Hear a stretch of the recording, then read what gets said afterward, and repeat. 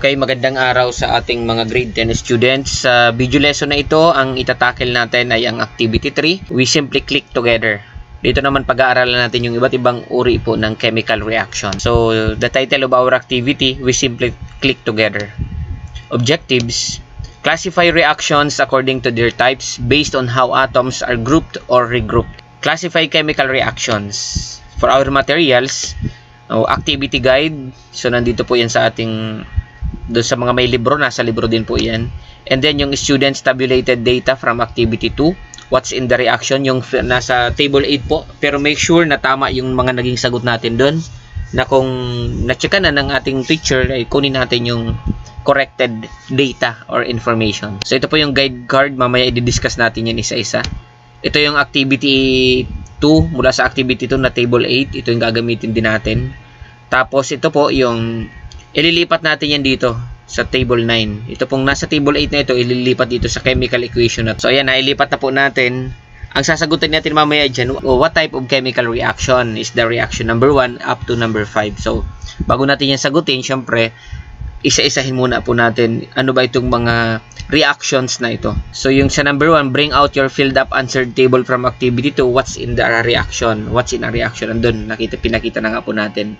So sagutin muna natin itong questions. So in the second chemical reaction, how many reactants are used?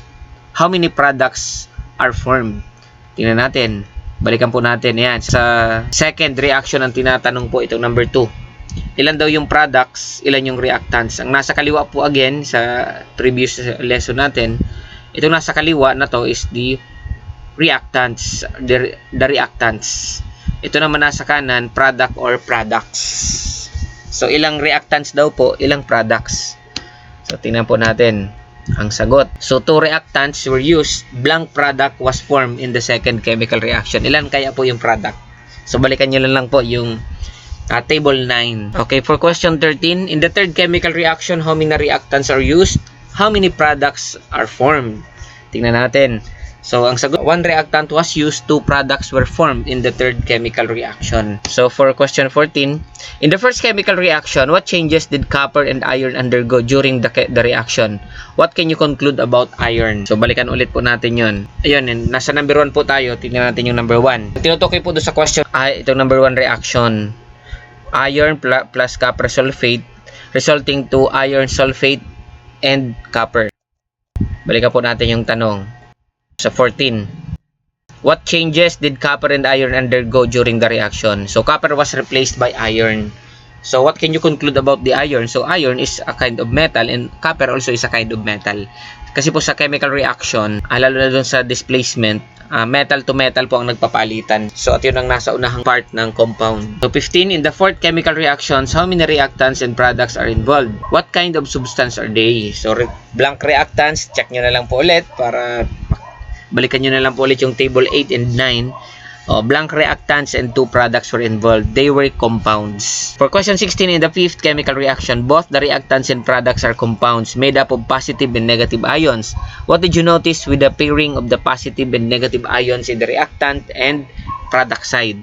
So, the reactants exchange positive and negative ions on the product side. So, kinukuha kasi po yun dun sa tinatawag na oxidation number. So, sa step number 2 na po, didiscuss na natin itong guide card. Iba't ibang uri ng chemical reaction. Isa-isahin po natin. Ang unang klase dito ng reaction is the combination reaction or ang tawag po ay synthesis.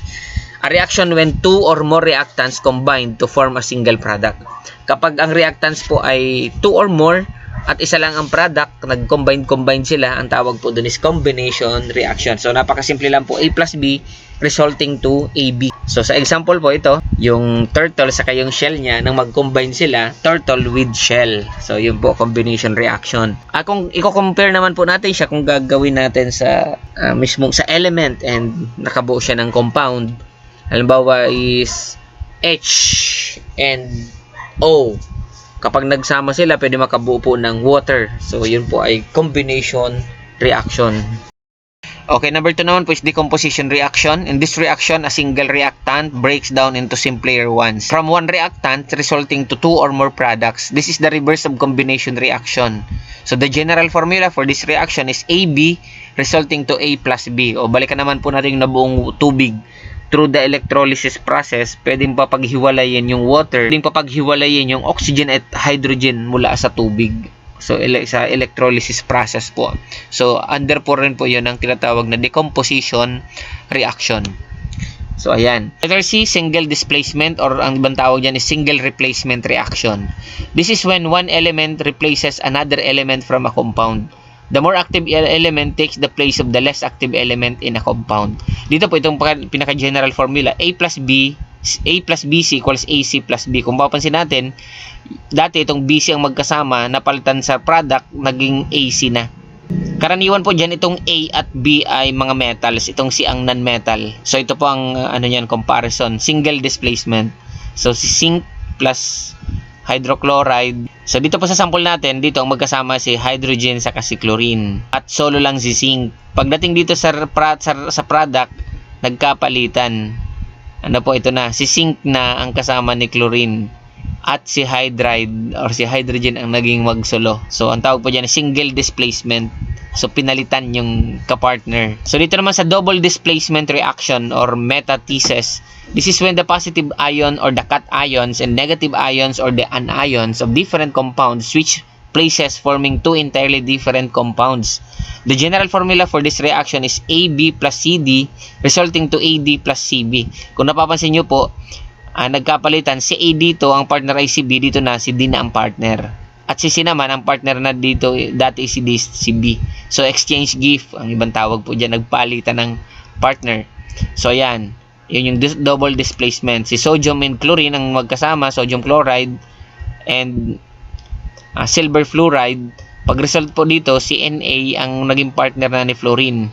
At si silver ang naging kapartner na ni chlorine. Okay, sa letter E naman po natin, combustion or burning reaction. This is when oxygen combines with a hydrocarbon compound containing hydrogen and carbon to form a water and carbon dioxide. Example of this is the burning of butane gas. So kapag ang product pala po is carbon dioxide and water, at doon sa reactants ang nakipag-combine or nag-react ay si oxide or si oxygen, ang tawag dyan ay combustion reaction. So di po ba dun sa first lesson natin sa module na ito, one element or one requirement para magkaroon ng fire is the oxygen. So pasok yan sa combustion. Ito hydrochloric acid, sodium hydroxide and hydrochloride, sodium chloride and water. So kapag involved po ang acid sa base, so acid-base reaction, although pwede rin natin gawin siyang double displacement reaction. So ayan, sagutan na po natin ito. Ano kaya itong nasa number 1 reaction? Ano kayang klase ng chemical reaction? Okay, single displacement kasi nga si Fe solo naging kapartner na ni sulfate pagdating po dito at si copper nang nagsolo. Okay, sa number 2 po, ano ang sagot natin? Okay, combination. Si magnesium and then si oxide resulting to magnesium oxide. Okay, number 3, decomposition. Ayun, mula po dito sa isa with the agent of, so si manganese oxide po dito nagsilbi siya as catalyst of the reaction. So ito naman number 4. Okay, ito sa number 4 naman natin, okay, combination. So resulting to one product. Okay, number 5 po natin, okay, double displacement. So ayan. So, key concept, yun pong natin, guide card lang.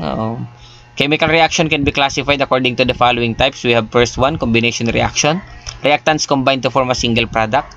Letter B, the decomposition reaction.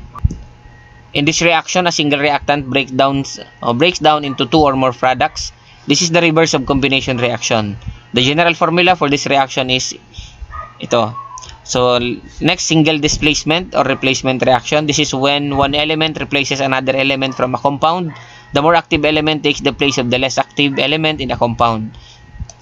Okay, letter D, double displacement reaction. Itong metathesis. This is when the positive ion or the cation and negative ion or an ion of different compounds switches places or nagpalitan. AB plus CD equals resulting to AD plus CB.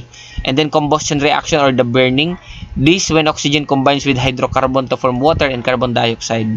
And then the last one, acid-base reaction. Special kind of double displacement that takes place when an acid and base react with each other. So for our enrichment activity, classify the following unbalanced chemical equation according to the 6 types of chemical reaction. So itong mga given pong ito unbalanced, kung mapapansin niyo unbalanced kasi mahiwalay po tayong topic paano ba natin yan i-balance. Pero as of now, ito na muna pong mga unbalanced chemical equations ang gagamitin natin. So ano kaya pong sagot dito sa number 1? Anong uring chemical reaction? Sodium hydroxide plus potassium nitrate resulting to sodium nitrate and potassium hydroxide. Okay, double displacement. Okay, number 2. Ano kaya po yan? Okay, ano pong sagot nyo?